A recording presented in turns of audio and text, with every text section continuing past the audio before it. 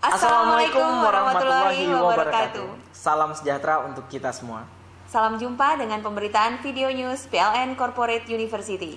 Inilah berita kegiatan PLN Corporate University pada Maret 2014. Peringatan 1 tahun PLN Corporate University.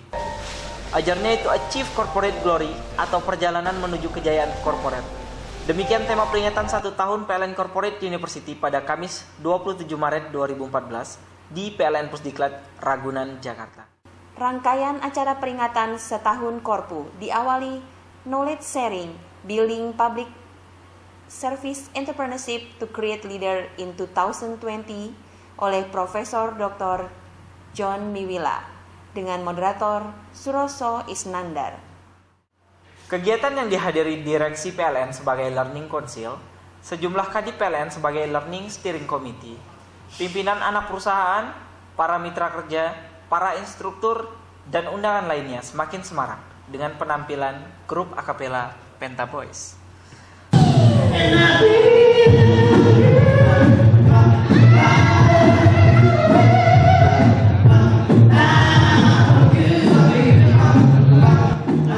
Suatu peringatan yang dirancang dengan apik, dinamis, penuh optimisme, penggambaran bukti keberhasilan proses perjalanan PLN Corporate University selama setahun lebih. Lebih dari setahun lalu, di tempat yang sama, 14 November 2012,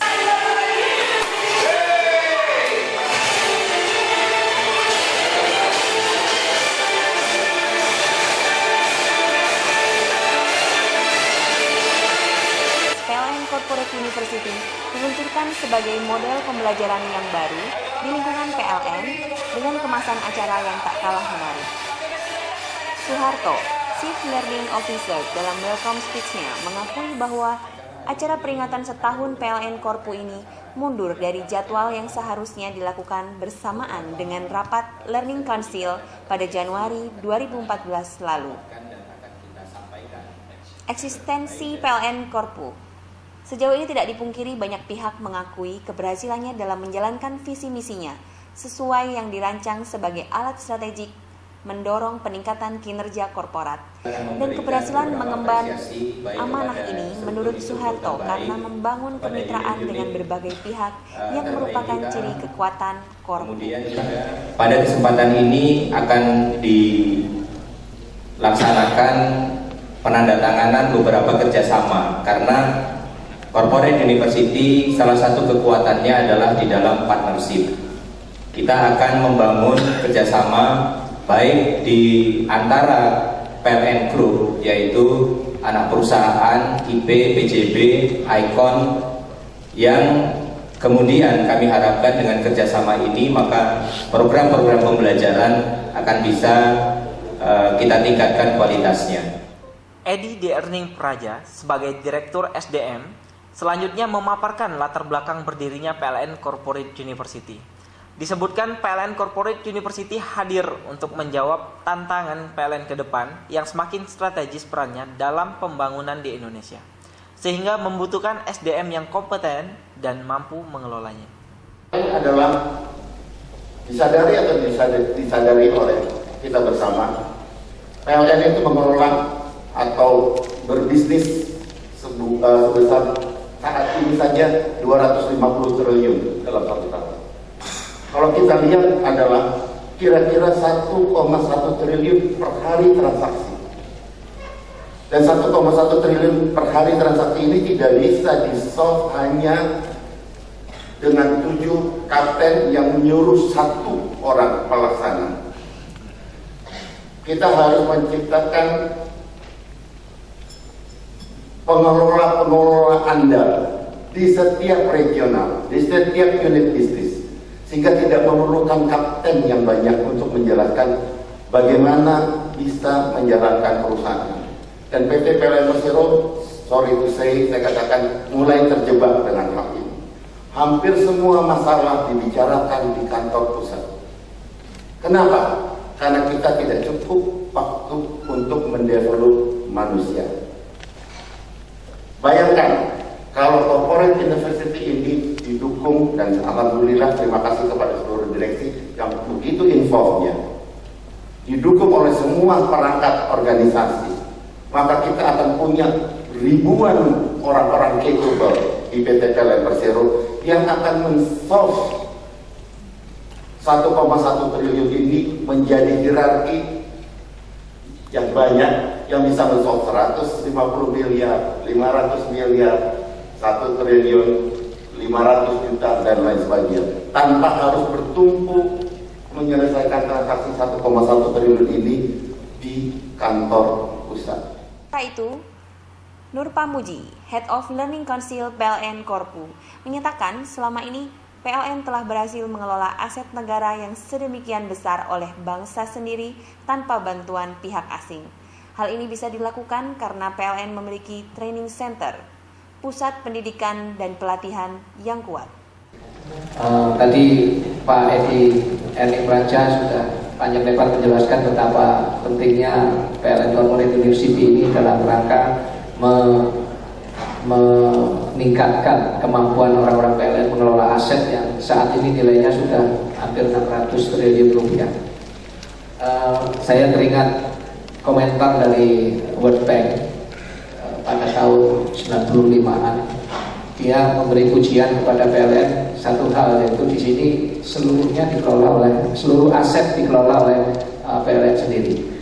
Saya kira itu bisa terjadi karena adanya training center yang cukup kuat di PLN, sehingga orang-orang PLN atau orang-orang Indonesia sendiri bisa mengelola aset itu sendirian tanpa harus tergantung pada pemilik atau pembuat dari aset tersebut.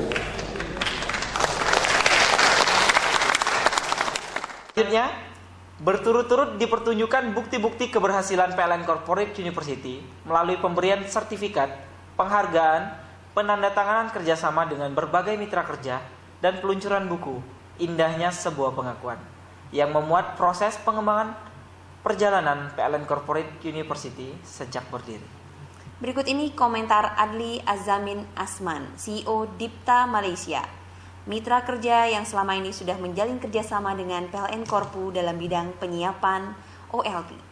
Dipta sudah terlibat dalam projek Korpu ni sudah beberapa tahun, ya, dan di antara inisiatif yang kami telah jalankan bersama-sama dengan PLN Korpu ialah untuk meningkatkan, ya, kualiti pekerja-pekerja di Korpu, ya.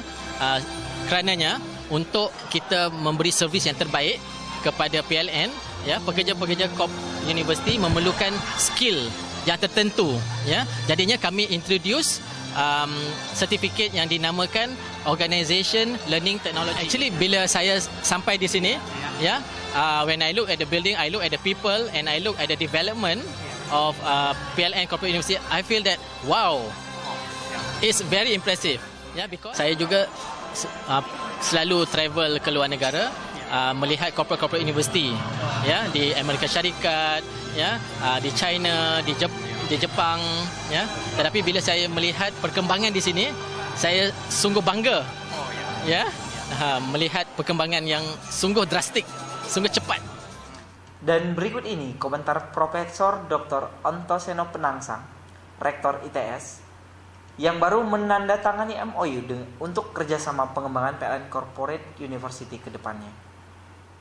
Kalau Advisory Council ini kita lebih membantu Korpu ini dalam bidang materi, dari materinya, jadi materi pelatihannya gitu. Dan juga kita diharapkan juga memberikan masukan-masukan bagaimana training atau pelatihan atau program pendidikan di Korpu ini bisa disejajarkan dengan institusi pendidikan yang lain gitu. Memang kalau saya pikir perlulah ya ini, karena kalau kita hanya levelnya hanya diklat saja ya, mungkin itu kan butuh pengakuan ya Pak ya. Jadi butuh pengakuan, di mana pengakuan tadi ya secara nasional mungkin diakui, jadi harus ada yang sifatnya ya ini kan peningkatan kualitas ya Pak ya, sehingga nanti lulusannya diakui ya setara dengan lulusan institusi pendidikan yang lain misalnya gitu ya. Jadi rasanya sudah waktunya seperti itu Pak, karena kita juga mengacu, tadi saya sebutkan, kita mengacu di luar negeri, bahkan di luar negeri itu ada korpu yang seperti ini yang terpisah. Bahkan terpisah dari utility company-nya juga. Dia itu seolah institusi yang independen ya, terus lulusannya dipakai oleh utility company di sana gitu. Nah, jadi saya rasa arahnya Korpu juga akan menuju ke sana. Jadi tadi juga disebut oleh Dirut PLN juga bahwa kita butuh karyawan ya dengan kompetensi dan kualitas yang memadai gitu. Nah, keberadaan Korpu ini memang saya rasa diperlukan memang menurut saya. Gitu ya. Demikian PLN Corporate University News memberitakan. Terima kasih atas perhatian pemirsa. Saya Ratih Krisanti. Saya Rizka Setiawan. Mohon diri dan sampai jumpa. Indonesia.